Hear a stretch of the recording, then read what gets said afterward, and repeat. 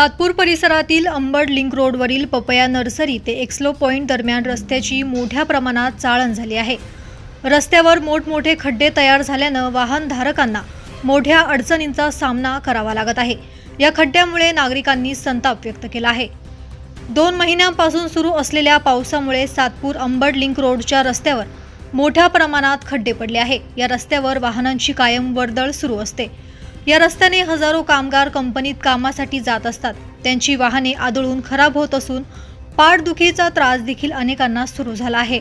Papaya nursery signal ते एक्सलो point या संपूर्ण जागोजागी खड्डे पडल्याने या खड्ड्यामध्ये पाणी साचत असल्याने वाहने आदळून वाहनधारक खाली पडत आहे। तसेच अपघातांच्या घटना घडत आहे। मनपा प्रशासनाने तातडीने खड्डे बुजवून डांबरीकरण करावे अशी मागणी सामाजिक कार्यकर्ते निवृत्ती इंगोले यांच्यासह नागरिकांनी केली आहे। खड्ड्यामुळे सायंकाळी तासनतास वाहनांच्या रांगा लागत आहे। खड्ड्यामुळे दुचाकी वाहन घसरून अपघात वाढले। रस्त्यांची दुरावस्था झाली असून काही ठिकाणी 1.5 ते 2 फुटाचे खड्डे पडल्याने तेथे पाणी साचत आहे। त्यामुळे खड्डा मोठा आहे की लहान हे नागरिकांच्या लक्षात येत नाही।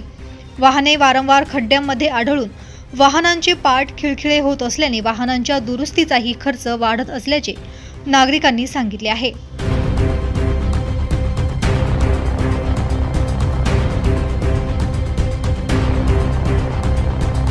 दैनिक भ्रमणसाठी प्रतिनिधी मंगेश एरंडे, सातपूर।